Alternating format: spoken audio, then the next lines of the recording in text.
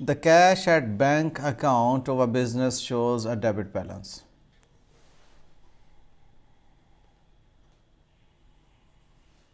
Okay. Check of 2000 from customers that were recently paid into the bank. Paid into का मतलब होता है deposit करवाना. Into the bank have not yet been processed. अब वो जानबूझ के ऐसे लफ्ज़ बोल रहा है जो आपने पहले कभी ना सुने हो. Have not yet been processed का मतलब uncleared checks. क्योंकि पेड इनटू है ना. उसके बाद कहता है payments totalling 6200 made by the business to its suppliers and others have not yet been presented to the bank. ये unpresented चेक हो गए आपके, not yet presented. Bank charges, the bank has charged 700 in bank charges, ये भी ठीक हो गया. A check of ₹300 from a customer जो आपको कस्टमर से रिसीव हुआ था और उस कस्टमर का नाम है customer X, has been dishonored, वापस हो गया. The balance in the account according to the bank statement is 7,700. देखें बेटे, सबसे पहले मैंने आपसे बताया हुआ है कि जी ऐसी सिचुएशन में एडजस्टेड कैश बुक हम बनाएंगे. ठीक है, adjusted cash book.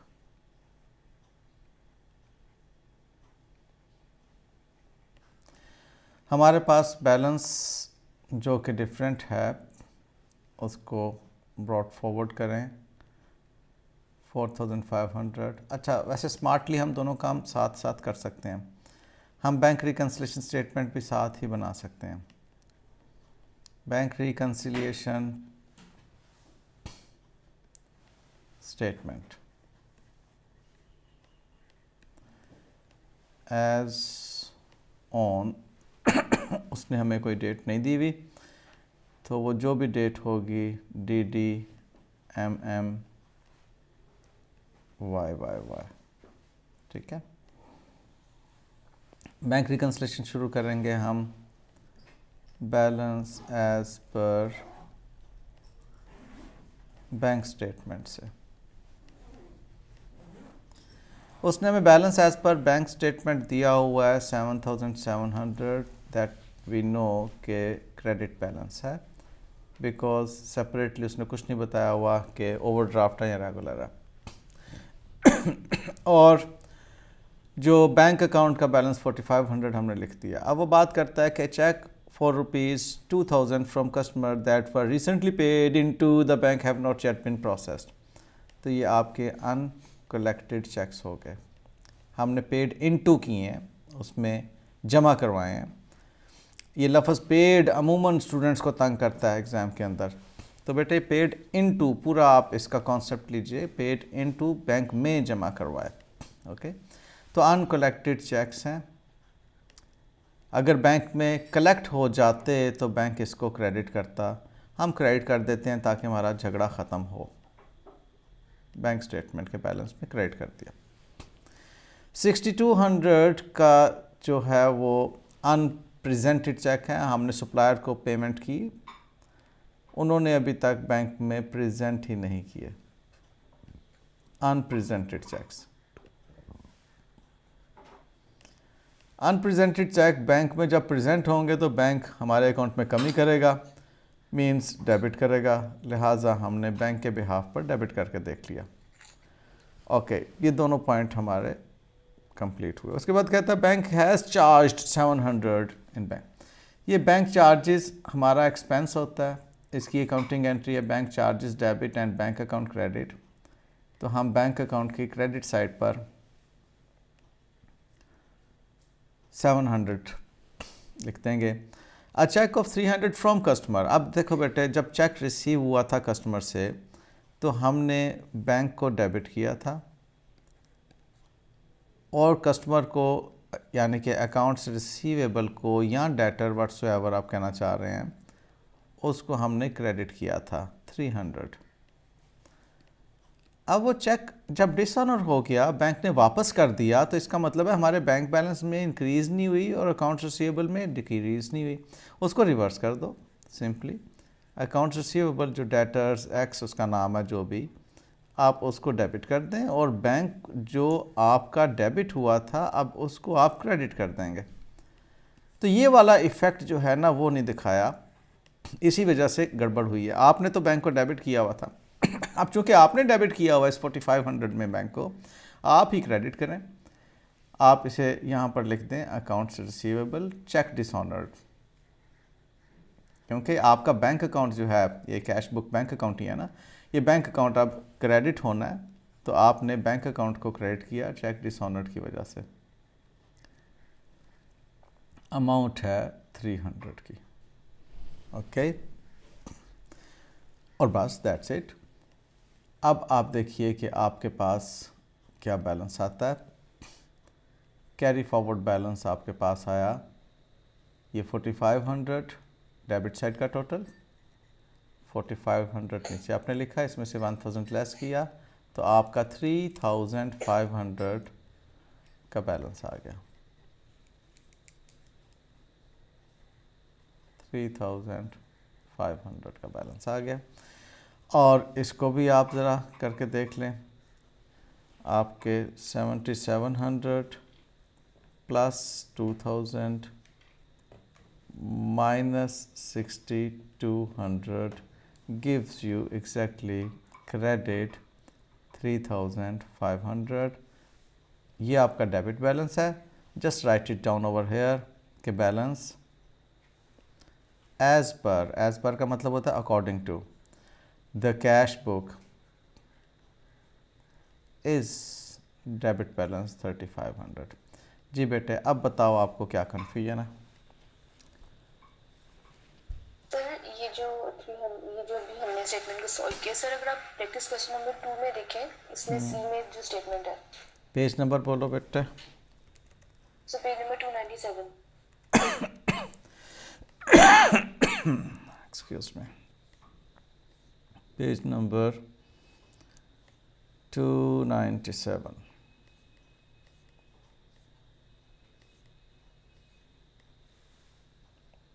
Question number 2 बेटा।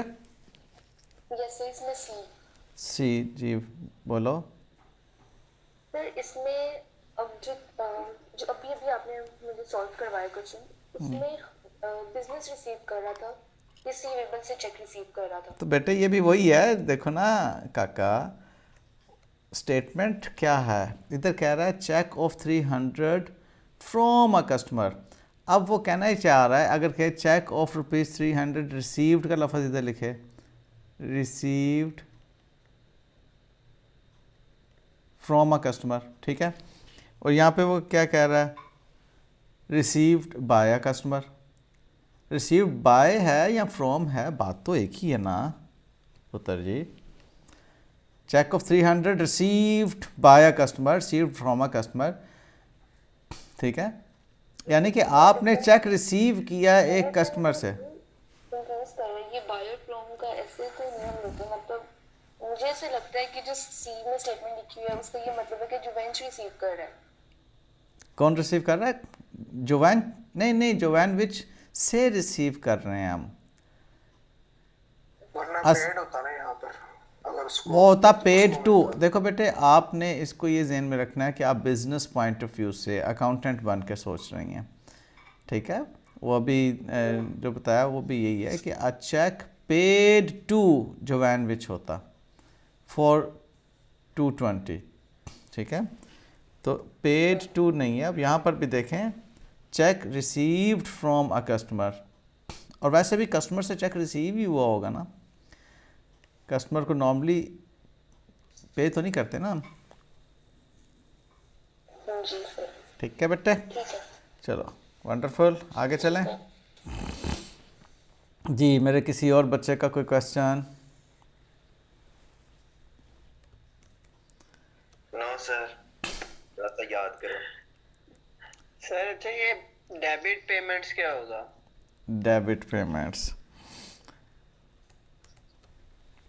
डेबिट पेमेंट्स बात ये है, मैं अब आपको कुछ टर्मिनोलॉजीज बताने जा रहा हूँ, सब बच्चे अटेंटिव रहें, ओके। बिस्मिल्लाहिर्रहमानिर्रहीम। ये अब आज की बात होने जा रही है, 3 दिसंबर को ये बात होने जा रही है। देखो बेटे, कुछ टर्मिनोलॉजीज इस वक्त मैं आपके साथ डिस्कस करने जा रहा हूँ। एक टर्मिनोलॉजी है डायरेक्ट डेबिट, एक टर्मिनोलॉजी है स्टैंडिंग ऑर्डर,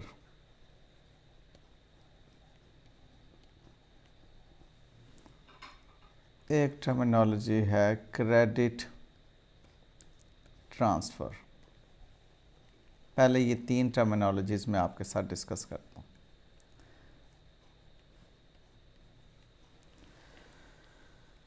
ओके,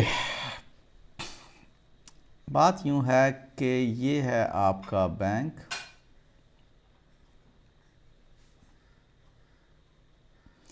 और ये आपके बैंक में अकाउंटेंट बैठा हुआ है, और ये हैं आप बिजनेस में अकाउंटेंट बैठे हुए हैं। आपने एक बिल्डिंग किराए पर ली हुई है, ओके। इसका रेंट है सपोजली 100,000 पर मंथ। हर महीने आपने supposedly 5th of each month आपने आपका जो लैंडलॉर्ड है उसको रेंट पे करना। एक तो तरीका ये है कि ये जनाब लैंडलॉर्ड अंकल जो हैं ये आपके पास आ रहे हैं और आप इनको जो है वो चेक बनाकर दे रहे हैं कि लें जी अंकल जी, ये आपने रेंट रिसीव कर लिया। दूसरा तरीक़ेकार ये है कि आप अपने बैंक को, ये आपका बैंक है, ठीक है, और ये बिज़नेस है जिसकी आप अकाउंटेंट हैं, दो बिज़नेस एंटिटी जिसकी अकाउंटिंग कर रहे हैं। आपने अपने बैंक को एक इंस्ट्रक्शन दी, इंस्ट्रक्शन कि each 5th day of month, 5th day of each month आप मेरे लैंडलॉर्ड को मेरे बैंक अकाउंट में से पेमेंट कर देंगे और अब आपने दोबारा पूछना नहीं है, ओके। अब क्या होगा, हर महीने की 5 तारीख को बैंक आपके बैलेंस में से एक पेमेंट कर दिया करेगा, और जब बैंक स्टेटमेंट आपके पास आया करेगी तब वो बैंक स्टेटमेंट में पता चलेगा कि आपके बिहाफ पर बैंक 100,000 रुपीज़ रेंट पे कर चुका है, ओके। और टिल द नेक्स्ट इंस्ट्रक्शन आपके बैंक में से हर महीने 5 तारीख को 1 लाख रुपया अदा हो जाया करेगा। इसको कहते हैं स्टैंडिंग ऑर्डर पेमेंट। अब जैसे ही आपको पता चला करेगा, ऑब्वियसली बैंक स्टेटमेंट के ज़रिए से आपको मालूम होगा, तो आप अकाउंटिंग एंट्री पास करेंगे रेंट एक्सपेंस डेबिट और बैंक अकाउंट क्रेडिट। बैंक ने जो आपके अकाउंट में कमी की होगी, बैंक बैलेंस कम हुआ होगा ऑब्वियसली, तो बैंक स्टेटमेंट में डेबिट साइड पर नज़र आ रहा होगा, वो आप अपने बैंक अकाउंट को क्रेडिट कर देंगे 100,000 रुपीज़ से। ये होती हैं जी स्टैंडिंग ऑर्डर पेमेंट, जो कि हमेशा एक फिक्स्ड अमाउंट होती है, एक स्पेसिफिक पर्सन होता है और एक कांस्टेंट इंटरवल होता है, ठीक है। ये 3 बातें उसके अंदर मौजूद होती हैं। सर इसमें सिर्फ रेंट की एग्जांपल ली जा सकती है? कोई भी एग्जांपल ली जा सकती है। आपने कोई सब्सक्रिप्शन पे करनी है किसी क्लब की, अमाउंट फिक्स होनी चाहिए बेटे, इसके अंदर अमाउंट फिक्स होनी चाहिए। अब मैं आपको दूसरी एग्जांपल देता हूँ। आपने इलेक्ट्रिसिटी बिल पे करना, ठीक है, हर month electricity bill different amount से अपीयर होता है। किसी मंथ में 75,000 बिल आया, किसी मंथ में 80,000 बिल आया, किसी मंथ में 50,000 बिल आया, ठीक है। सपोजली दिसंबर है, जनवरी है, फरवरी है, आपका डिफरेंट इलेक्ट्रिसिटी बिल आ रहा है, लेकिन इलेक्ट्रिसिटी बिल पे लेस्को को हो रहा है। ये लाहौर इलेक्ट्रिक सप्लाई कंपनी को बिल पे हो रहा है, लेस्को को। अब वो पर्सन जिसको पे हो रहा है वो कभी चेंज नहीं हो रहा, लेकिन अमाउंट चेंज हो रही है, डेट भी थोड़ी सी आगे पीछे हो सकती है। अब आपने इस पर्सन को पेमेंट करने के लिए अपने बैंक को जो इंस्ट्रक्शन दी है उसमें अमाउंट आपने स्पेसिफाई नहीं की। आपने ये पर्सन स्पेसिफाई कर दिया है कि ये एंटिटी लेस्को की तरफ से जब भी आपको बिल आएगा मंथली एक अमाउंट आप उसको पे कर दिया करेंगे, बिल पर जो भी अमाउंट लिखी हुआ करेगी आप पे कर दिया करेंगे। ये है जी डायरेक्ट डेबिट पेमेंट। इसके लिए आप जब आपको बैंक स्टेटमेंट मिलेगी उसके अंदर लिखा हुआ होगा कि जी इलेक्ट्रिसिटी बिल पे किया है, आप इलेक्ट्रिसिटी एक्सपेंस को डेबिट कर देंगे अपॉन सीइंग कि कितनी अमाउंट है। सपोजली हम दिसंबर की बात कर रहे हैं, और बैंक अकाउंट को आप क्रेडिट कर देंगे। बात बहुत सादा बेटे, सिर्फ टर्मिनोलॉजी का फ़र्क है, अदरवाइज़ वो बेसिक डेबिट एंड क्रेडिट तो आपने बड़े अच्छे से सीखे हुए हैं। आपको मालूम है कि ये एक्सपेंस हेड है जिसमें आपके इंक्रीज़ हो रही है, और एसेट का हेड बैंक है जिसमें आपके डिक्रीज़ हो रही है। Excuse me. लें जी, ये दो बातें तो आपको समझ आ गई कि डायरेक्ट डेबिट में और स्टैंडिंग ऑर्डर में क्या, ये दोनों पेमेंट्स हैं। डायरेक्ट डेबिट, आपने बैंक को इंस्ट्रक्शन की है कि जी डायरेक्टली मेरे अकाउंट को डेबिट कर दो। ऑब्वियसली जब बैंक आपके अकाउंट को डेबिट करेगा तो आपके अकाउंट में कमी ही हो रही होगी, आप उसके अगेंस्ट बैंक को क्रेडिट कर देंगे, बैंक एसेट में कमी हो गई। और जिस रीज़न पे उसने ये किया उस रीज़न को डेबिट कर देंगे। वो कुछ भी हो सकती है, इलेक्ट्रिसिटी बिल हो सकती है, कोई और यूटिलिटी बिल हो सकता है, किसी और की पेमेंट जो कि रेगुलर इंटरवल्स में जा रही हो लेकिन अमाउंट हमेशा डिफरेंट हो। जो भी बिल बैंक को भेजेगा बैंक उसको पेमेंट कर देगा, अगर वो सप्लायर वेंडर जो है वो बैंक में ऑलरेडी आपकी तरफ से उसको इंस्ट्रक्शन मिल चुकी हुई होंगी।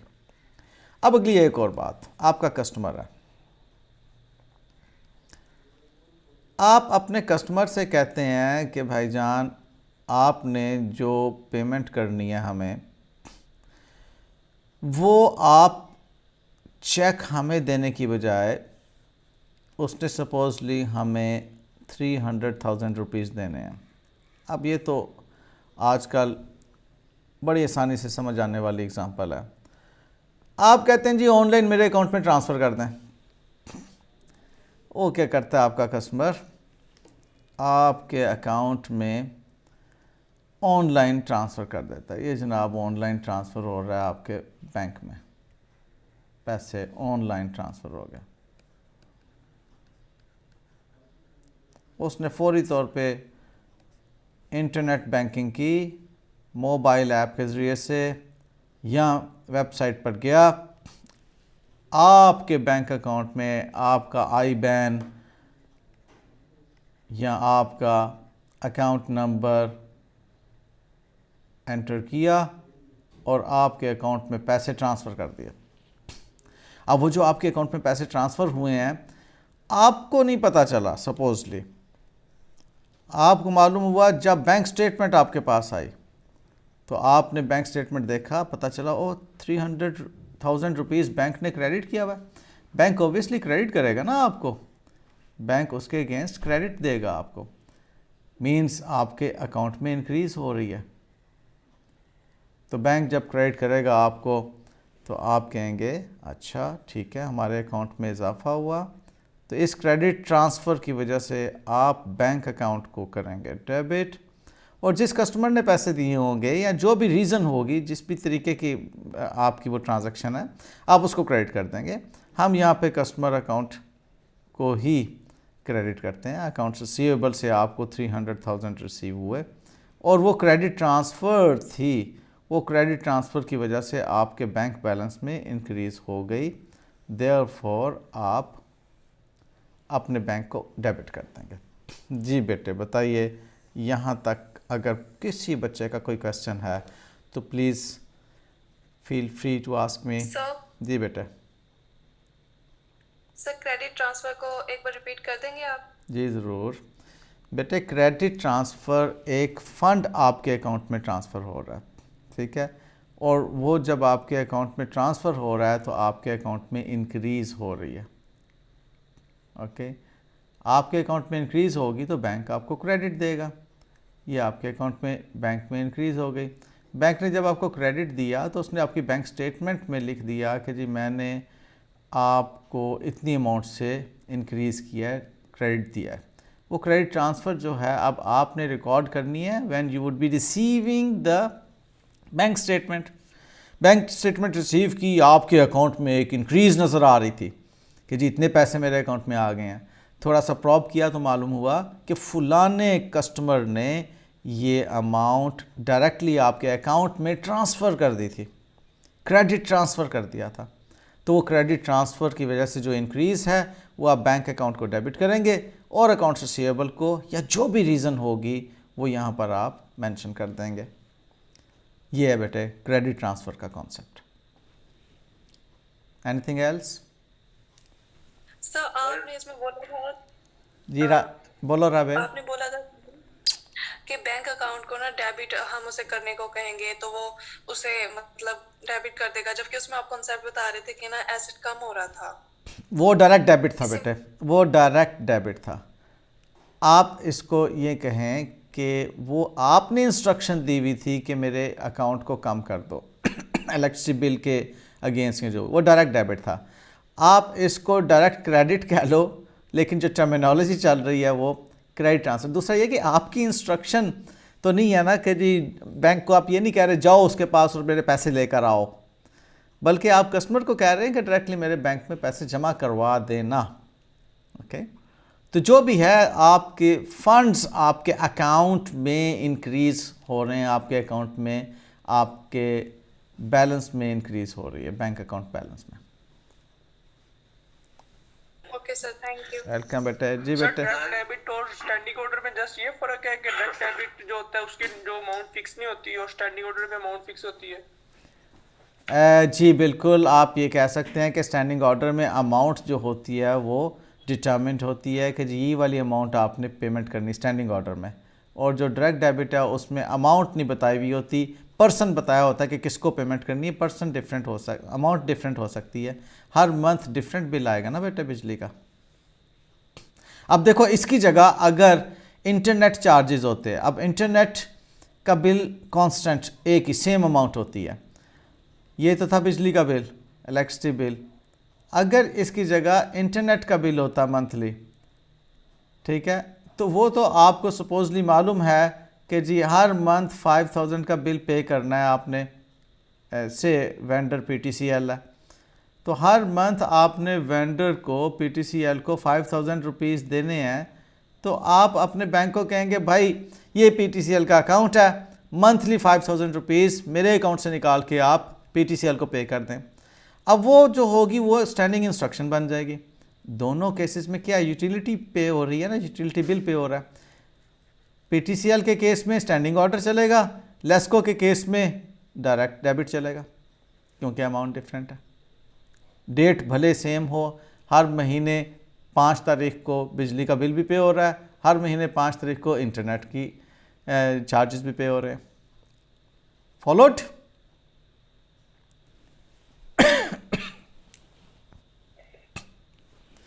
जी बेटे, any other question please? No sir. Okay, रवैम को क्लियर है? जी सर। सर जो टेस्ट में पहला क्वेश्चन था XYZ वाला, वो प्लीज आप थोड़ा सा समझा सकते हैं बाद में भले। चले बाद में समझा दूंगा, ठीक है। जी अच्छा, अब आप मुझे सर पेज नंबर 296 एग्जांपल करवा दें। जी मेरा बेटा, बिल्कुल करवा देते हैं। अच्छा जी, पेज नंबर 296 से पहले मैं ज़रा अपनी स्क्रीन सेट कर लूँ जहाँ पे मैंने उसको इंपोर्ट करना है।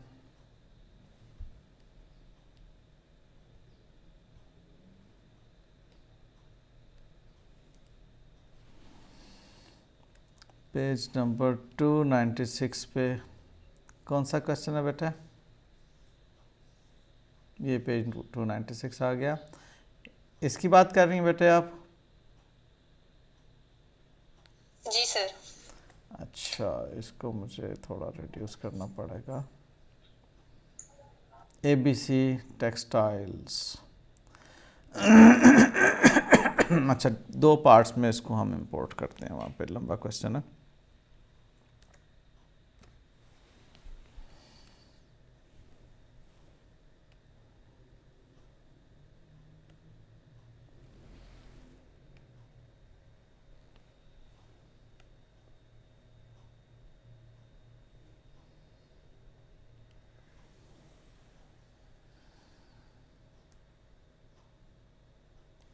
पॉइंट नंबर 8 तक आ गया।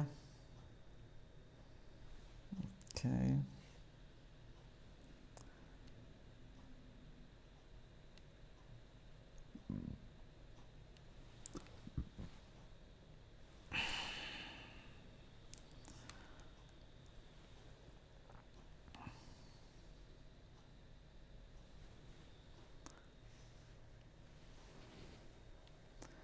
अच्छा, मीनवाइल सब बच्चे ज़रा इसको पढ़ना शुरू करें अपने तौर पर, और मुझे ज़रा बताएं किस किस ने क्वेश्चन सॉल्व किया। सर मैंने क्वेश्चन सॉल्व किए, लेकिन कुछ पॉइंट्स हैं जो मुझे समझ नहीं आ रहे थे। ठीक है बेटा, अभी देख लेते हैं। ओके,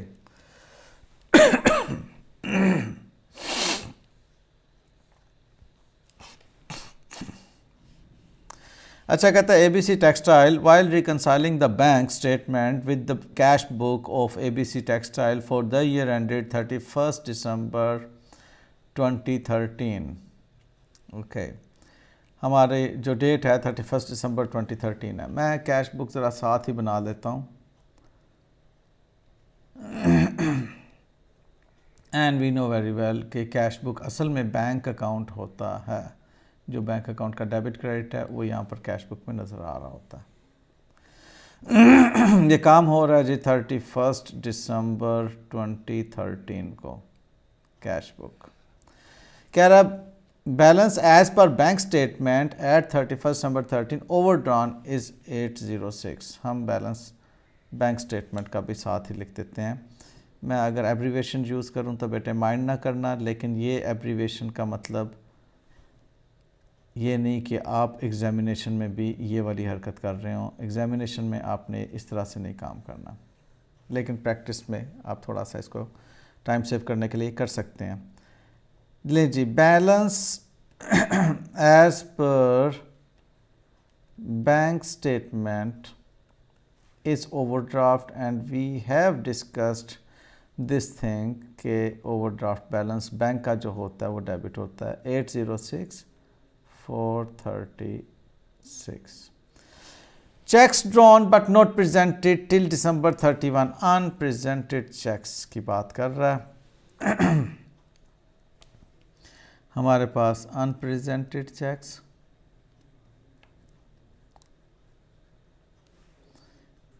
डेबिट इम्पैक्ट रखते हैं 377,784। क्यों डेबिट इम्पैक्ट रखते हैं हम जानते हैं। हमने चेक पेमेंट के लिए इशू किया था अपने वेंडर को या स्टाफ को, होमसोएवर, उसने अभी तक जाके बैंक में प्रेजेंट नहीं किया, पेमेंट नहीं हुई। अगर प्रेजेंट होता तो बैंक हमें डेबिट करता। Markup on overdraft charged bye the bank on January 2 was recorded in the cash book on December 31। कहता है बैंक ने अभी मार्कअप चार्ज ही नहीं किया, हमने पहले ही स्मार्टनेस दिखाई, हमने बैंक चार्जेस पहले डेबिट करके बैंक अकाउंट को क्रेडिट कर दिया। अब ये आप 118,686 से मार्कअप जो आपने ओवर चार्ज किया है उसको आप रिवर्स कर देंगे। मार्कअप की रिवर्सल हो गई।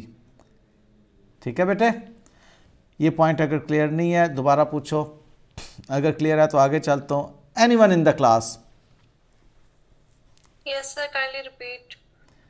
आपको समझ क्या आई बेटे, पहले मुझे बताइए आपको समझ क्या आई है इसमें? सर आपने बताया कि उसने पहले से ही उसको मतलब कि वो दे दिया है। नहीं बेटे, मार्कअप कहते हैं बैंक चार्जेस को, इंटरेस्ट चार्जेस को। ठीक है आपने बैंक से लोन लिया हुआ ना, एक किस्म का ओवरड्राफ्ट है आपका चल रहा है। अब बैंक इस लोन की फैसिलिटी के अगेंस्ट आपको बैंक चार्जेस चार्ज करेगा ना। तो बैंक ने जो चार्जेस चार्ज किए हैं वो जनवरी 2 को बैंक चार्जेस चार्ज हुए हैं। आपको पता था कि जी बैंक ने चार्ज तो करना है, आप स्मार्ट अकाउंटेंट हैं, आपने कैलकुलेशन करके रखी हुई थी कि इस महीने का इतना ओवरड्राफ्ट है, यानी कि इतना लोन है, तो इस लोन पे इतना इंटरेस्ट बनेगा। आपने स्मार्टली क्या किया, इस इंटरेस्ट की पहली अकाउंटिंग एंट्री पास कर दी। इंटरेस्ट की एंट्री होती है, मैं यहाँ पर लिख के बात करता हूँ तो आपको बेटे ज़्यादा अच्छा क्लियर होगा। आपने 31 दिसंबर 13 को आपने क्या किया, आपने बैंक चार्जेस जो मार्कअप होता है ना, बैंक चार्जेस को डेबिट करके आपने पहले ही अपने बैंक अकाउंट को क्रेडिट कर दिया 118,686 से, 118,686 से, जो कि आपने ठीक नहीं किया। देखो बेटे, जब तक बैंक आपको मार्कअप चार्ज नहीं करता, आप मार्कअप को अपना एक्सपेंस भले डेबिट करें लेकिन बैंक को क्रेडिट नहीं कर सकते। एक्रूअल बेसिस पे आप पेएबल को क्रेडिट कर देते लेकिन बैंक को क्रेडिट नहीं कर सकते थे, क्योंकि जब आपने बैंक को क्रेडिट कर दिया तो इसका मतलब आपने बैंक बैलेंस में, ये जो बैंक अकाउंट है, इस बैंक बैलेंस में कमी शो कर दी, क्रेडिट कर दिया। अगर इतने स्मार्ट अकाउंटेंट थे आप तो आप इसकी एक्रूअल की एंट्री करते ना, बैंक चार्जेस को डेबिट करते और बैंक चार्जेस पेएबल को क्रेडिट करते, ताकि आपका बैंक जो है अफेक्ट ना होता, आपकी रिकन्सिलेशन के प्रॉब्लम ना आते, आपको एडजस्टमेंट ना करना पड़ती। तो अब आपने चूंकि बैंक को गलत क्रेडिट कर दिया, अब आप बैंक को डेबिट कर देंगे और उसके अगेंस्ट आप मार्कअप पेएबल को क्रेडिट कर दें, चार्जेस पेएबल को क्रेडिट कर दें, अपनी लायबिलिटी बना दें, लेकिन आप इसको बैंक को क्रेडिट नहीं कर सकते, क्योंकि डेट जो है वो 2 जनवरी है, जब बैंक ने आपको मार्कअप अपने अकाउंट, अपने पास, अपनी बुक्स के अंदर डेबिट किया, आपको जो डेबिट किया। ठीक है, अब बताएं कोई मज़ीद बात पूछने की इसके अंदर? Sir reversal. रिवर्सल बेटे, आपने जो बैंक को क्रेडिट किया आप उसको डेबिट कर रहे हैं ना, बैंक को रेक्टिफाई कर रहे हैं ना बेटे। ये देखो, आपने बैंक को क्रेडिट कर दिया था ना, अब आप उसको जो है वो डेबिट कर रहे हैं। Okay sir. ठीक है, ये एग्जाम्पल का पेज नंबर 296 है। हाँ जी ठीक है, पेज नंबर 296 पे एग्जाम्पल जो हम कर रहे हैं। जी बेटे, ये पॉइंट क्लियर हो गया?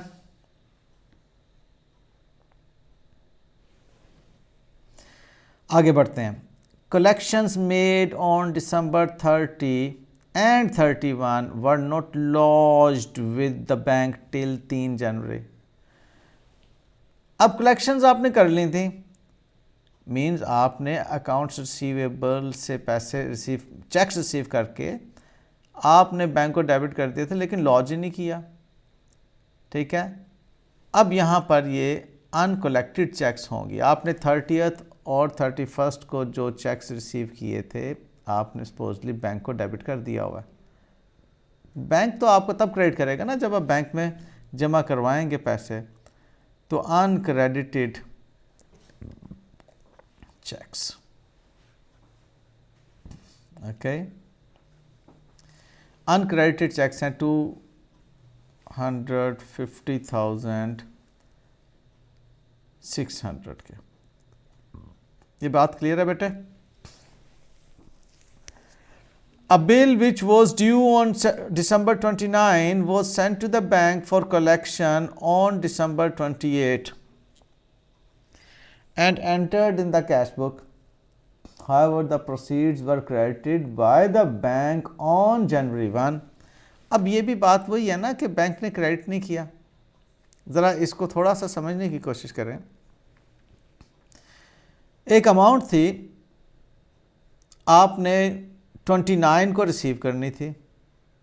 आपने बैंक को कहा कि हमारे बिहाफ पर ये कलेक्ट कर लो। आपने बैंक को 28 तारीख को ही वो भेज दिया कलेक्शन के लिए। जब आपने 28 तारीख को ही भेज दिया तो आपने बैंक को तो डेबिट कर दिया अपनी बुक्स के अंदर कि जी बैंक में पैसे जमा हो गए, जो ये कह रहा है, and entered in the bank book. However, the proceeds were credited by the bank on January 1. तो बाद में टाइमिंग डिफरेंस आया ना, जैसा मैं आपको लास्ट लेक्चर में बता रहा था। तो ये अनक्रेडिटेड चेक्स हैं टिल 31 दिसंबर। देखिए हम 31 दिसंबर को इसकी बैंक रिकन्सिलेशन स्टेटमेंट बना रहे हैं, तो 31 दिसंबर को इसको भी आप अनक्रेडिटेड चेक नहीं अगर लिखना चाहते तो अनकरेक्टेड बिल्स कह लें, अनकलेक्टेड बिल्स कह दें, लेकिन इम्पैक्ट इसका वही होगा जो कि अनक्रेडिटेड चेक्स का है, 196,500। जी बेटे बताओ, कॉन्सेप्चुअली बात क्लियर है?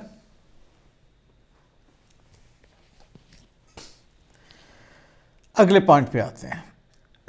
साथ साथ बेटे अपने कॉन्सेप्ट्स क्लियर करते चले जाना। कहता है subscription for a magazine was paid by the bank as per the auto debit. इसने अब एक और लफ्ज़ बोल दिया, ऑटो डेबिट। अब ये ऑटो डेबिट क्या है? डायरेक्ट डेबिट या स्टैंडिंग इंस्ट्रक्शन। तो ऑटो डेबिट इंस्ट्रक्शन आपने इसको दी हुई थी कि जी मैंने सब्सक्रिप्शन जो है वो पे किया करनी है हर मंथ या हर साल। तो 1 दिसंबर 2013 को ऑटो डेबिट इंस्ट्रक्शंस के अगेंस्ट उसने पेमेंट कर दी। This transaction has not been recorded in the cash book so far. अभी तक आपने रिकॉर्ड नहीं की तो रिकॉर्ड कर लेते हैं भाई, ऐसी कौन सी बात है। हम कैश बुक में इसको रिकॉर्ड करने चाह रहे हैं। ये बात थी हमारी सब्सक्रिप्शन की। सब्सक्रिप्शन एक्सपेंस डेबिट और बैंक क्रेडिट। ये सब्सक्रिप्शन एक्सपेंस आपका 3144 से डेबिट हो गया। अच्छा, ये बात भी क्लियर हो गई। अब आगे बात आती है time barred cheque was replaced with a new cheque on December 30, 2013 and entered in the cash book without the previous check being cancelled or reversed. Both the checks are included in two above. शाबाश। लो भाई, ये अब एक adjustment आएगी।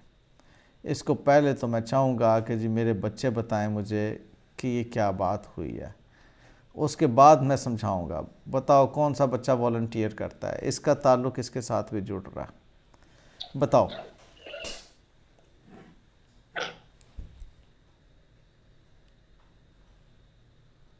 जी मोहम्मद अहमद, आप इसके ऊपर कुछ बताना चाह रहे हैं? आपने माइक ऑन किया है।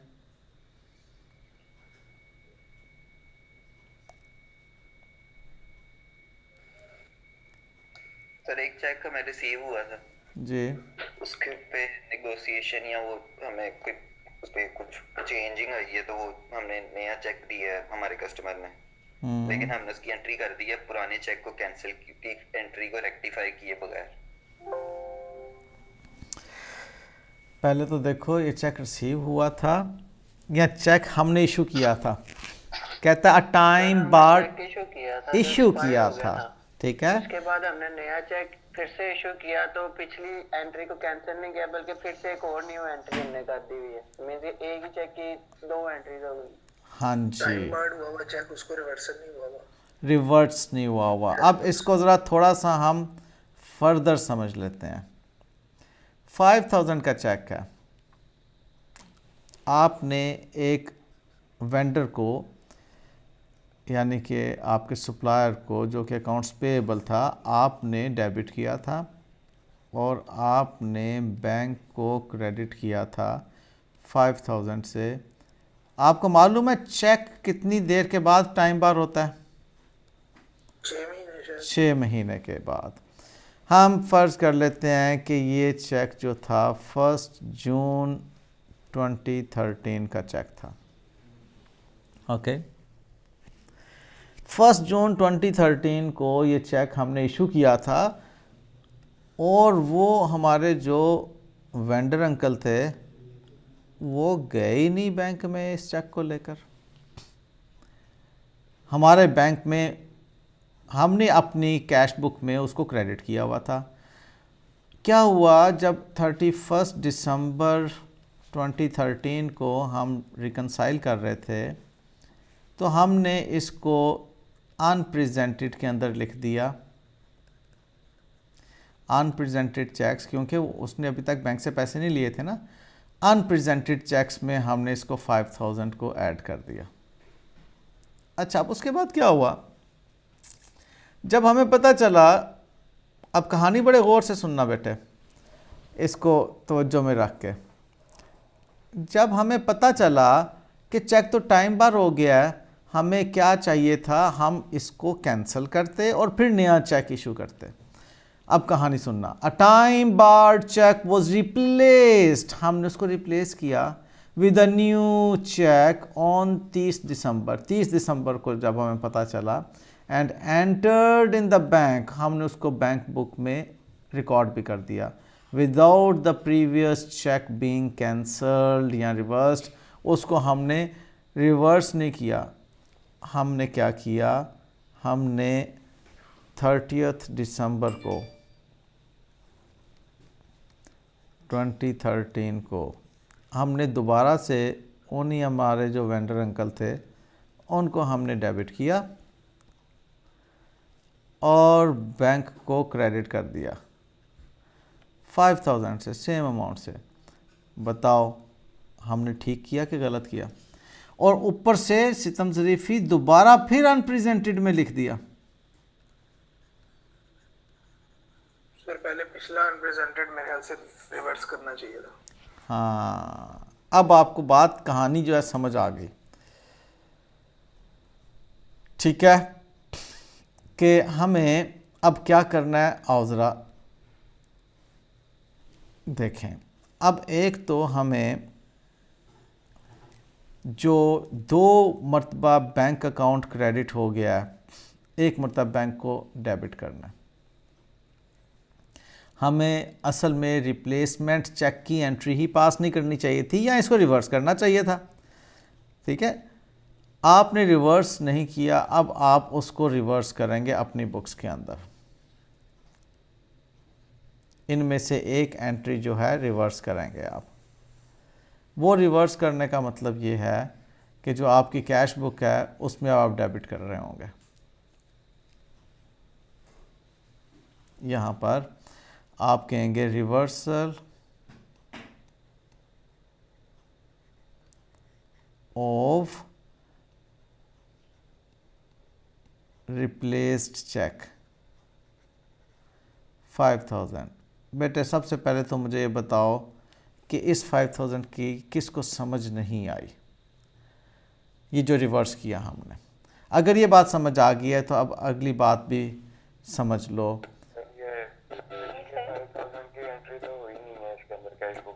बेटे कैश बुक में 2 मरतबा हो गई ना? हाँ जी, 2 मरतबा हो गई ना, तो 1 मरतबा उसको रिवर्स कर देंगे। अच्छा, दूसरा ये है आवाज नहीं आ रही बेटे, वो माइक किसी का ऑन है ना, वो माइक ऑफ करो। सब बच्चे माइक ऑफ करो, मेरी आवाज़ आना शुरू हो जाएगी। हाँ जी, अभी आवाज़ ठीक आ रही है ना? जी सर। हाँ, बस माइक बेटे बस आदत बना लो, जैसे ही अपनी बात ख़त्म करो माइक फ़ौरन म्यूट कर दिया करो। अच्छा, अब दूसरा ये है कि हमारा चेक तो एक ही बंदे को पे किया ना, वो अनप्रेजेंटेड में शामिल होना चाहिए था। जी सवेरा बताओ बेटे। सर ये जो 5000 की अमाउंट है उन्होंने लिखा हुआ है कि अनप्रेजेंटेड चेक्स में ऑलरेडी एडिड है, तो तो अनप्रेजेंटेड चेक को तो हम लोग बीआरएस में डील करते हैं, तो बेटे हम वो लोगों ने मैं कैश बुक से क्यों रिवर्स मैं किया? मैं बीआरएस में भी करने लगा हूँ ना बेटे, ये देखो ज़रा, म्यूट कर दो अपना माइक फ़ौरन। बीआरएस में भी मैं इसको इफ़ेक्ट ले रहा हूँ यहाँ पे, ठीक है। हमारे अनप्रेजेंटेड चेक्स जो हैं बीआरएस में एक मरतबा जाना चाहिए थे, हमने बीआरएस में भी उसको 2 मरतबा लिख दिया, ठीक है। और हमने उधर भी दोबारा पढ़ो, both cheques are included in two above क्या था आपका अनप्रेजेंटेड चेक्स। अब बैंक रिकन्सिलेशन में तो एक मरतबा, क्योंकि बैंक में वो प्रेजेंट ही नहीं हुआ ना, तो हम बैंक में अनप्रेजेंटेड के अंदर तो लिखेंगे, लेकिन वो कह रहा है दोनों को हमने बैंक अनप्रेजेंटेड के अंदर लिख दिया, तो एक मरतबा अनप्रेजेंटेड में से माइनस कर देंगे आप। और इसी तरह से 2 मरतबा कैश बुक में आपने लिख दिया, 1 मरतबा कैश बुक में रिवर्स कर देंगे आप। अब बताओ बेटे, अब ये दोनों टिक जो हैं इनकी समझ आई? ये बड़ा इम्पोर्टेंट पॉइंट था। जी सर। गुड, माशाल्लाह। आगे बढ़ें। पॉइंट नंबर 8,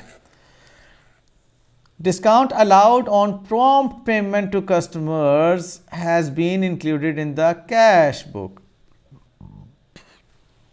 अब ये क्या कहना चाह रहा है, ये कोई बच्चा मुझे समझा दे ज़रा कि वो discount allowed on prompt payment cash book में एंटर हो गया, क्या कहना चाह रहा है? सर वो घुमा रहा है बस। जी वो घुमा रहा है बस सर, इसकी कोई एंट्री नहीं होगी। कोई एंट्री नहीं होगी। और कोई बच्चा? I think so sir. और कोई बच्चा?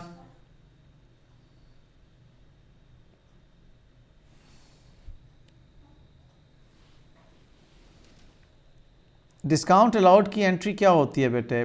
आप करते हो बैंक को डेबिट, डिस्काउंट अलाउड को डेबिट और अकाउंट्स रिसीवेबल को क्रेडिट करते हो।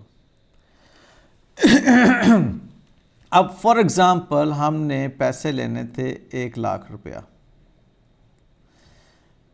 10,500 का हमने डिस्काउंट अलाउ किया, तो हमें बाकी कैश जो मिला होगा 89,500 का कैश मिला होगा जो बैंक में जमा होना है। अब सिर्फ इस मसले को समझना है कि हुआ क्या, क्योंकि इसकी इंटरप्रिटेशन कुछ भी हो सकती है। हो सकता है इस वक्त मैं जो इंटरप्रेट करूं आपके सॉल्यूशन में उस तरह से इंटरप्रेट ना किया हो। बहरहाल हम सॉल्यूशन भी देख लेंगे कि उन्होंने क्या इंटरप्रेट किया है। मुझे जो समझ आ रही होगी मैं वो वाली बात करूंगा। आप अगर कन्विंस नहीं होंगे तो आप अपनी लॉजिक दे के मुझे बताइएगा। जैसे अभी बताया कि जी वो घुमा रहा है, इसमें कोई एंट्री नहीं होगी। हम देखते हैं क्या बात हुई है। कहता है पहले तो हम इसकी ओरिजिनल एंट्री पास कर लेना, एक एजम्पशन बेस्ड कि जी डिस्काउंट अलाउड की रकम उसमें करेक्ट जो है वो वाली लिखते हैं, बाकी दोनों फिगर अज्यूम्ड लिखते हैं कि discount allowed on prompt payment to customers has been included in the cash book. मुझे ये लग रहा है कि ये जो डिस्काउंट अलाउड की अमाउंट थी वो उसने बैंक को डेबिट कर दी है, बजाय इसके कि वो डिस्काउंट अलाउड को डेबिट करता उसने बैंक को डेबिट कर दिया। लेकिन अगर आप जैसे कि अभी किस बेटे ने बताया था कि जी वो घुमा रहा है, क्या नाम बेटे? सर हमजा।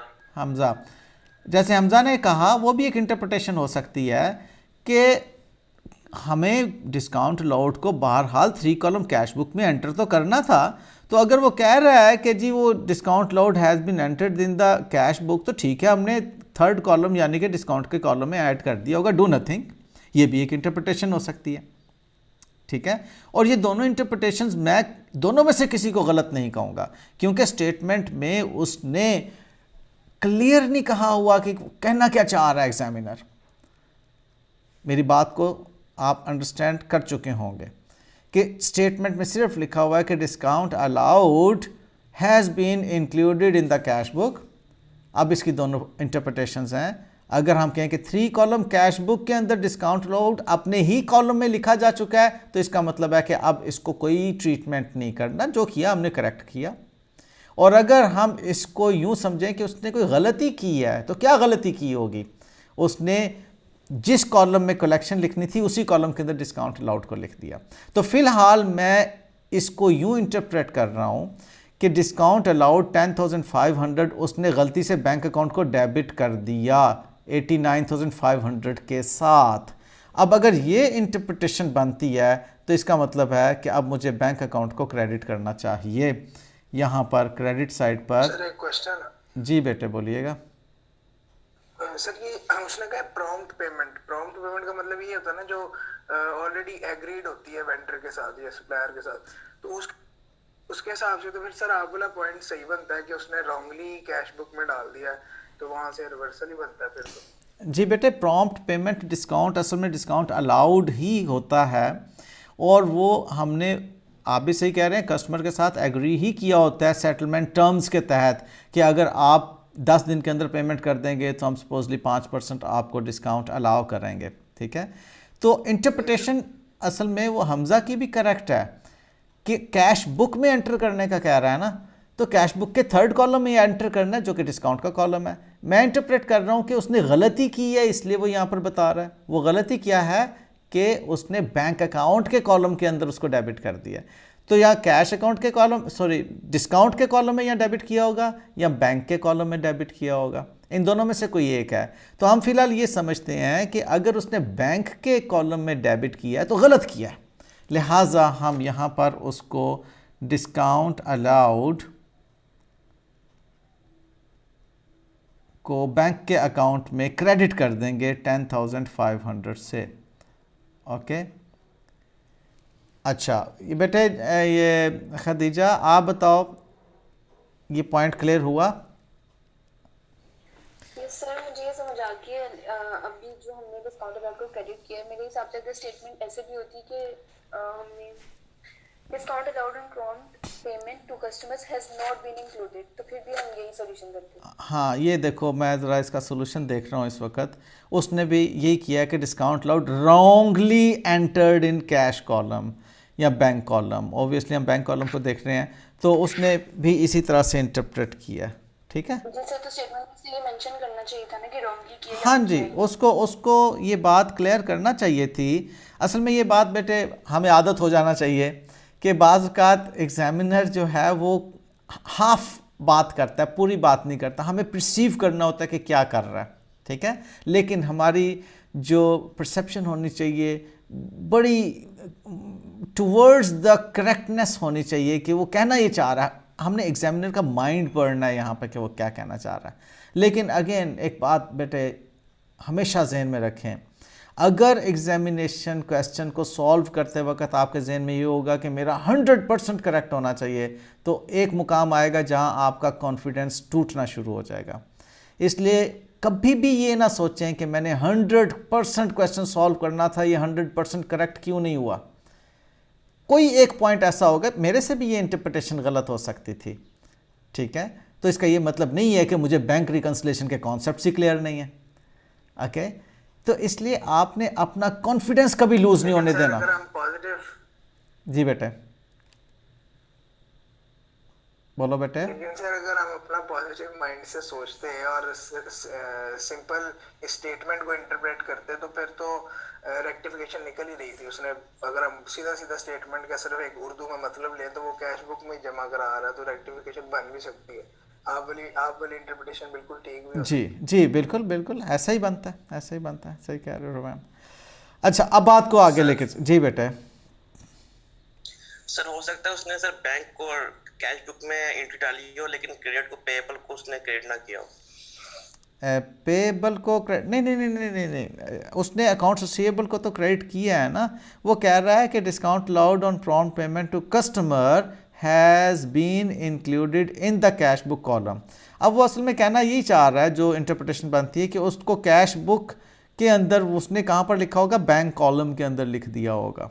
ठीक है, इसलिए वो अब आप उसको इसी लेवल पर लें कि उसने गलत किया है। गलत क्या किया? वो बैंक के अंदर लिखा, उसने कहा ना बैंक के अंदर उसने लिखा है, इंक्लूड किया बैंक में, कहाँ पर, बैंक कॉलम के अंदर किया। अच्छा, एक और बात मैं बताना चाहूँगा बेटे आप लोगों को।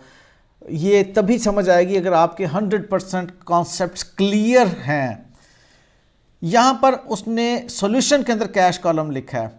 बेटे अपने कॉन्सेप्ट्स को हिलने नहीं देना आपने।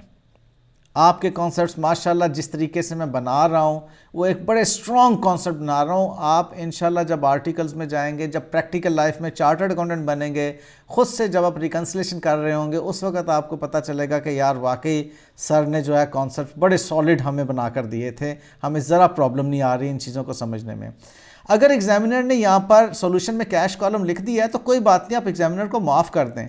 आपको पता है कि हम जितनी बैंक रिकन्सिलेशन कर रहे होते हैं उसका ताल्लुक बैंक कॉलम के साथ होता है, इसलिए सॉल्यूशन को ये पढ़ के कभी अपने आप को ट्रबल में ना डालें कि सर उसने तो कैश कॉलम लिखा हुआ था। कई बच्चे इस पॉइंट पर झगड़ा करते हैं बाकायदा कि सर आप कह रहे हैं बैंक कॉलम, किताब ने तो उसे कैश कॉलम लिखा हुआ था। यहाँ पर मेरी एक बात याद रखिएगा, किताब की गलती कभी ना निकालें। ओके, अपने आप को कभी गलत साबित करने की तरफ ना डटें अगर कॉन्सेप्ट्स क्लियर हैं आपके। किताब ने जो किया उसको माफ़ कर दें, ठीक है।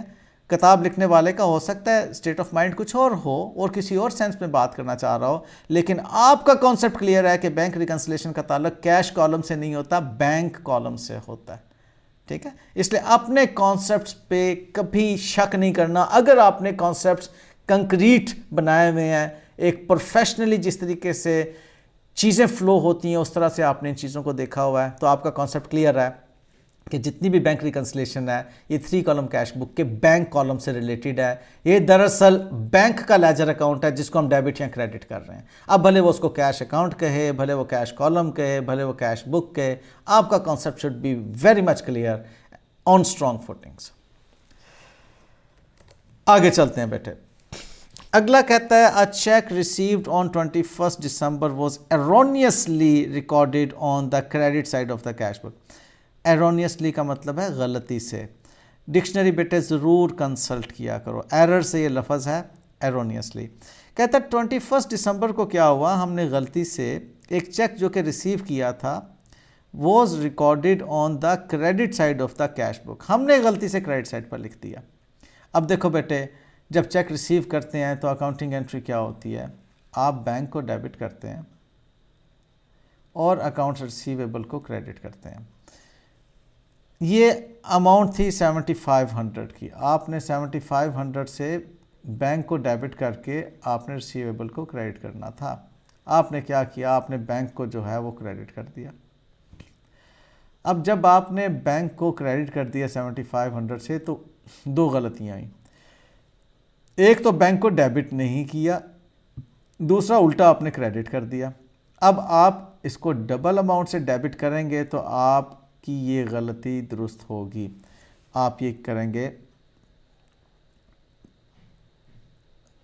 Bank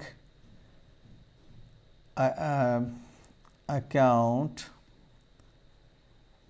to be corrected with double impact, okay, in debit side। अब आप उसको 15,000 से डेबिट कर रहे होंगे, ओके। ये 7500 आपने जो है अपने बैंक अकाउंट को रिवर्स किया। 7500 से आप डेबिट करेंगे, क्रेडिट इफेक्ट कैंसिल होगा। अगला 7500 से डेबिट करेंगे तो डेबिट को इम्पैक्ट मिलेगा, तो 2 मरतबा डेबिट करना है। आगे बढ़ते हैं बेटे। A cheque issue to a supplier was time barred as of January 2, 2014। कहता है चेक जो इशू किया था to supplier was time barred 2 जनवरी को। अब बताओ क्या समझ आती है बेटे इसकी। 2 जनवरी को जाके टाइम बार होना है, अभी तो टाइम बार नहीं हुआ ना, अभी तो जो चेक इशू किया हुआ है, अनप्रेजेंटेड के अंदर मौजूद है, अनप्रेजेंटेड में मौजूद है, तो आप इसका कोई इम्पैक्ट नहीं लेंगे। बताइए इस पर कोई आपको डिस्कशन करनी है मेरे साथ। No impact in the bank reconciliation as well as in the cash book.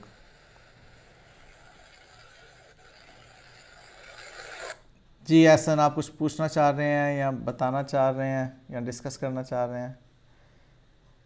Any other person बेटे?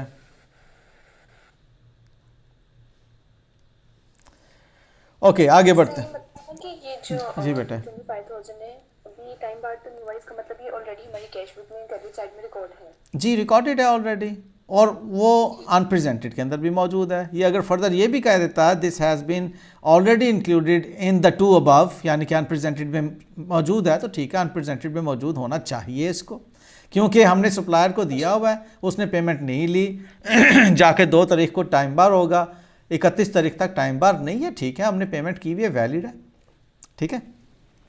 उसके बाद पॉइंट नंबर 11 पे आ जाएं। A cheque of 125 drawn by the company to pay for a new item of plant had been mistakenly entered in the cash book as 12,500। आपने बेटे payment की है 1,25,000 की, जो कि 12,500 से रिकॉर्ड हुई है। अब अगेन देख लीजिए, आपने अकाउंटिंग जो की वो आपको बैंक को क्रेडिट करना चाहिए था 1,25,000 से, आपने बैंक को क्रेडिट किया 12,500 से। ओके, तो 1,12,500 से मज़ीद बैंक को क्रेडिट करें, ठीक है। दोबारा पढ़ देता हूँ। एक चेक 1,25,000 का जो कि आपने पे किया था एक प्लांट ख़रीदने के लिए, गलती से कैश बुक में एंटर हुआ है 12,500 पर, तो आपने कैश बुक को जो क्रेडिट किया हुआ है 12,500 से क्रेडिट किया है, आप उसको फर्दर प्लांट की परचेज़ के अगेंस्ट 1,12,500 से बैंक को क्रेडिट कर दें, ठीक है। आपकी अब जो मिस्टेक थी वो करेक्ट हो गई। उसके बाद कहता है जी क्या cheque issued by the company has been entered in the credit column of the bank statement. हाँ, अब ये एक बड़ी मज़े की रिकन्सिलेशन आइटम है। आप मुझे बताइए, क्या बैंक से कोई गलती हो सकती है? हो सकती है, बैंक से गलती हो सकती है। बैंक भी तो आखिर उधर लोग काम कर रहे हैं ना, तो बैंक से क्या गलती हुई? बैंक ने गलती से आपको क्रेडिट कर दिया। आप दोबारा इस चीज़ को गौर से देखें, चेक आपने इशू किया था, पेमेंट की थी आपने, उसके अगेंस्ट आपके बैंक अकाउंट को बैंक ने डेबिट करना था। जितनी भी पेमेंट्स हैं बैंक डेबिट करता है, बैंक ने गलती से क्रेडिट कर दिया। अब बैंक डबल अमाउंट से डेबिट करेगा तो उसका एक गुनाह धुलेगा, ठीक है। तो इसको हम कहते हैं रॉन्गली credited by बैंक 26,400। हाँ जी, इंस्टेड ऑफ डेबिट।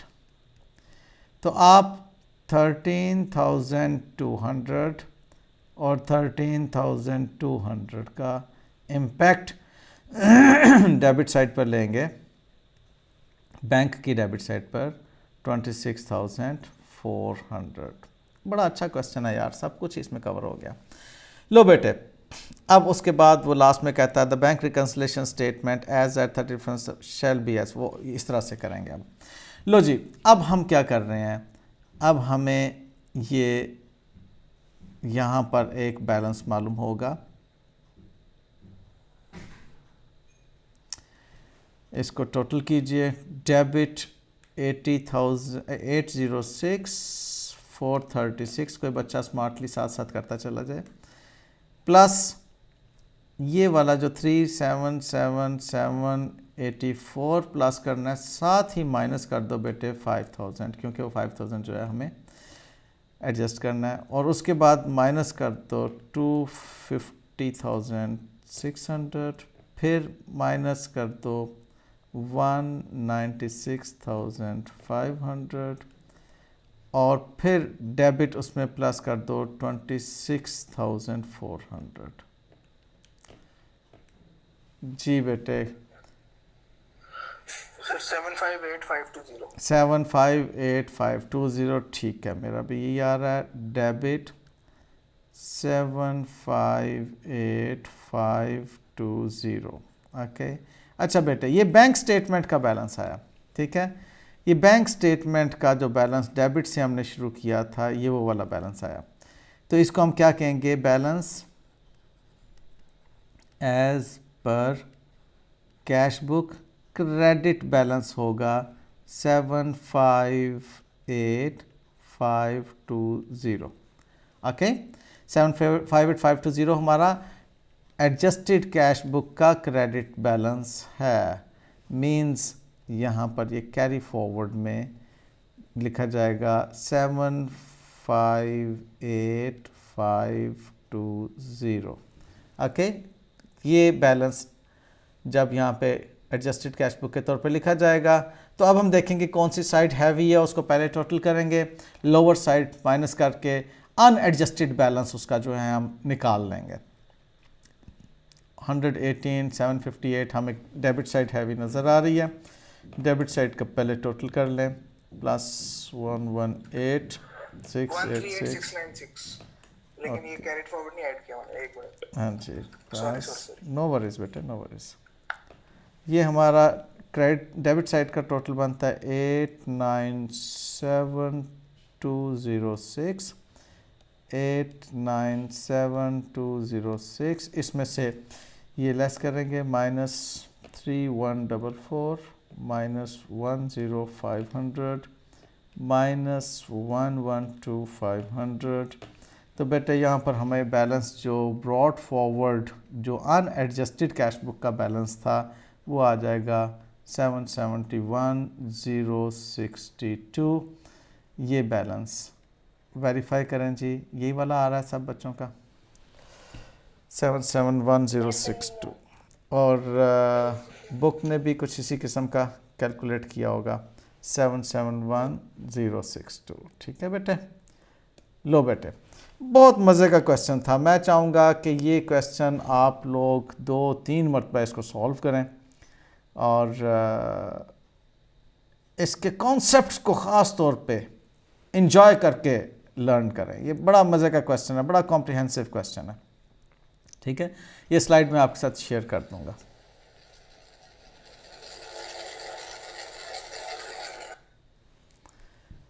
जी, और कोई पॉइंट की बात? देखो बेटे, मैं आपको एक बात बता दूं, अगर आज का लेक्चर मेरे बच्चों को समझ आ गया है तो बैंक रिकन्सिलेशन बहुत अच्छी आपको आ गई। आप किसी भी किताब का मुश्किल से मुश्किल क्वेश्चन उठाकर सॉल्व करें, आप बैंक रिकन्सिलेशन स्टेटमेंट को पास कर जाएंगे इंशाअल्लाह। मैंने आपको आज के लेक्चर में जो बातें की हैं वो रिपीट कर रहा हूँ। आज हमने ये डिस्कस किया था कुछ टर्मिनोलॉजीज़, डायरेक्ट डेबिट क्या होती हैं, स्टैंडिंग ऑर्डर क्या होते हैं, क्रेडिट ट्रांसफ़र क्या होती हैं। उसको मैंने डायग्रामेटिकली आपको डिस्कस किया कि ये सारा फ़्लो क्या बनता है। डायरेक्ट डेबिट होता है अगर बैंक को आपने इंस्ट्रक्शंस दी हुई हैं कि आपने मेरे बिहाफ पे पेमेंट करनी है, सपोजली इलेक्ट्रिसिटी बिल की, लेस्को को, जिसमें कि हर महीने पेमेंट डिफरेंट हो सकती है, तो आप उसको डायरेक्ट डेबिट के ज़रिए से पेमेंट की इंस्ट्रक्शंस देते हैं, ऑर्डर करते हैं। डायरेक्ट डेबिट ऑर्डर भी इसको कहते हैं।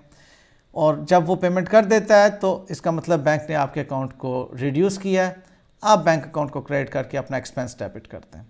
अगर आपने स्टैंडिंग इंस्ट्रक्शंस दी हुई हैं, स्टैंडिंग ऑर्डर है कि जी मेरे बिहाफ पे, जैसे मैंने एग्जांपल दी थी रेंट को पे करने की 100,000 की, आप 100,000 का रेंट पे कर दें तो 100,000 का जो रेंट पे कर रहा होगा हर महीने सेम अमाउंट पे कर रहा होगा। फिर मैंने एक और एग्जांपल दी थी इंटरनेट की, हर महीने PTCL को सेम अमाउंट पे करनी है। तो जब अमाउंट सेम पे करनी हो किसी एक ही वेंडर को तो वो स्टैंडिंग इंस्ट्रक्शन पेमेंट होती हैं। ओके, उसमें भी आप एक्सपेंस डेबिट करके बैंक को क्रेडिट करते हैं, उसकी ओरिजिनल एंट्री जो है। क्रेडिट ट्रांसफ़र मैंने आपको बताया कि आपके कस्टमर ने पैसे आपको देने थे, आपने कस्टमर को कहा कि मेरे बैंक में ऑनलाइन ट्रांसफ़र कर दो, या जब भी कभी करने होंगे मेरे अकाउंट में पैसे ट्रांसफ़र कर देना, वो आपके अकाउंट में पैसे ट्रांसफ़र हो गए आपको जिस दिन पता चला जब आपको बैंक स्टेटमेंट रिसीव हुई। तो जब पता चलेगा आप बैंक को डेबिट करके अकाउंट रिसीवेबल को क्रेडिट कर देंगे। उसके बाद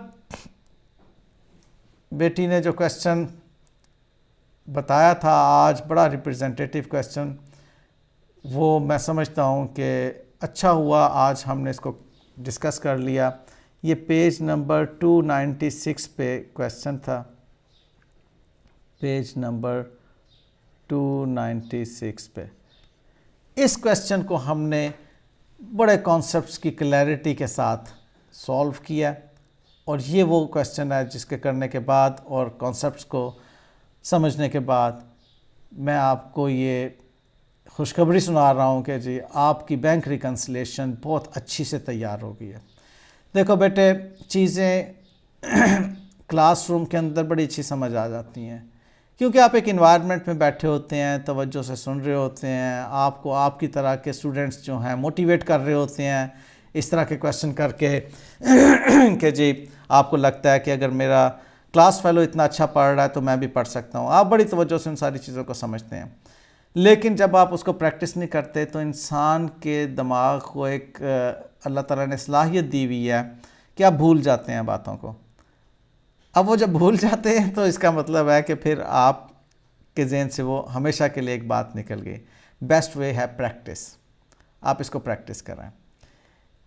कल के लेक्चर में मैं समझता हूँ कि हमें अभी इसकी फ़र्दर कुछ प्रैक्टिस करनी चाहिए और वो जो फ़र्दर प्रैक्टिस होगी वो मैं चाहूँगा कि इसके जो MCQs हैं उनको मैं आपके साथ डिस्कस कर लूँ। इसमें बहुत अच्छी प्रैक्टिस दी हुई है आपकी बुक में। इसके सारे क्वेश्चंस को आप ख़ुद से सॉल्व करें, सॉल्यूशन को समझने की कोशिश करें। सॉल्यूशंस भी दिए हुए हैं, लेकिन प्लीज़ बेटे कल फैसल का भी क्वेश्चन था कि जी आप बता दें कि आपकी तरह से किसने सॉल्व किया हुआ है, उस बुक को फॉलो कर लें। देखो बेटे, मेरी तरह से आपने सॉल्व किया हुआ है, आप अपने आप को फॉलो करो। अगर कॉन्सेप्ट आपके क्लियर हो गए हैं कि कैश बुक बनानी है और बैंक रिकन्सिलेशन स्टेटमेंट बनानी है, तो बेटे याद रखो ये ही प्रोफेशन में हम करते हैं, इस ही तरीके से करते हैं। मैं किसी बुक को फॉलो नहीं कर रहा, मैं एग्जामिनेशन में आपके पास होने को गारंटी करता हूँ इंशाल्लाह। बस पूरा कॉन्फिडेंस आपने मुझे देना है कि जी आप पूरे कॉन्फिडेंस के साथ जो बात मैं आपको करवा रहा हूँ उसको ज़िंदगी भर नहीं भूलना। स्पेशल एग्जामिनेशन डे तक तो याद रखो। वो स्टूडेंट फेल होगा, मेरा वो स्टूडेंट फेल होगा जो एग्जामिनेशन डे में आके कंफ्यूज होगा और जो तरीका मैंने बताया वो छोड़कर किसी बुक को रट्टा लगाने की कोशिश करेगा, कंफ्यूज हो जाएगा, बेड़ा गर्क हो जाएगा उसका और उसके लिए प्रॉब्लम ही प्रॉब्लम है।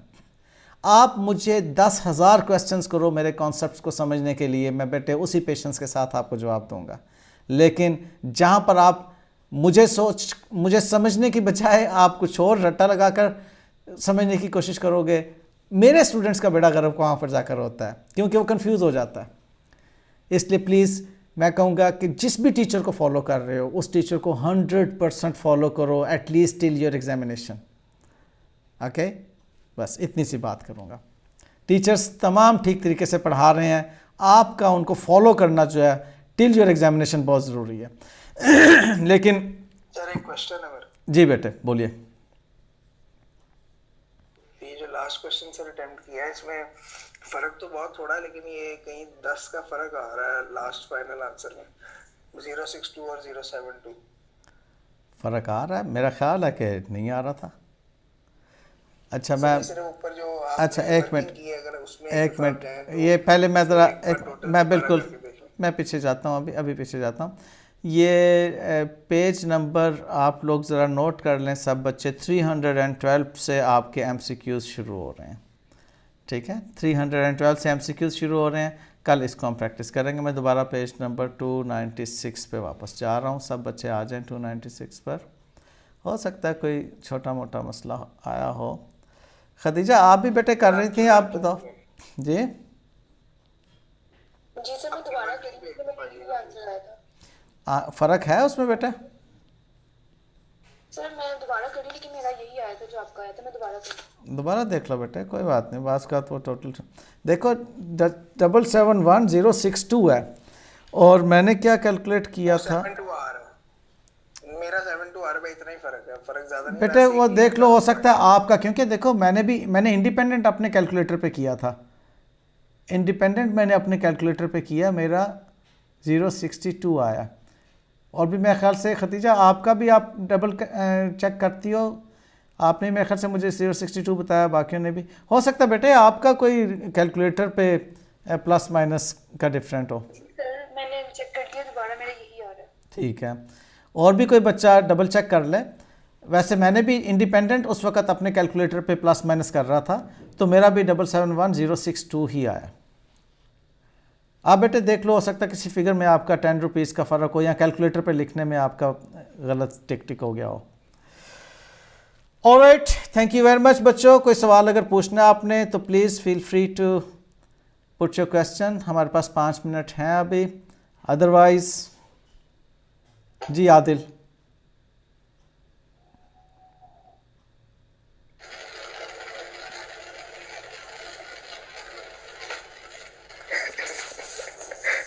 जी एहसन, आपने माइक ऑन किया था, आदिल ने माइक ऑन किया था। कोई क्वेश्चन नहीं है? नहीं क्वेश्चन नहीं है, भी माइक ऑन ऑफ लगे हो करन यार, तुम खेडन दे हो। चलो मौज करो और क्वेश्चन सॉल्व करो। आज कम से कम आपके 4-5 क्वेश्चन सॉल्व होने चाहिए, ओके। और MCQs भी अगर आप जितने ज़्यादा से ज़्यादा कर सकते हो नेक्स्ट क्लास के अंदर इंशाल्लाह बैंक रिकन्सिलेशन को हम 100% कंप्लीट करेंगे और फिर इसका टेस्ट अनाउंस करेंगे इंशाल्लाह। थैंक यू वेरी मच बच्चों, अल्लाह हाफिज़।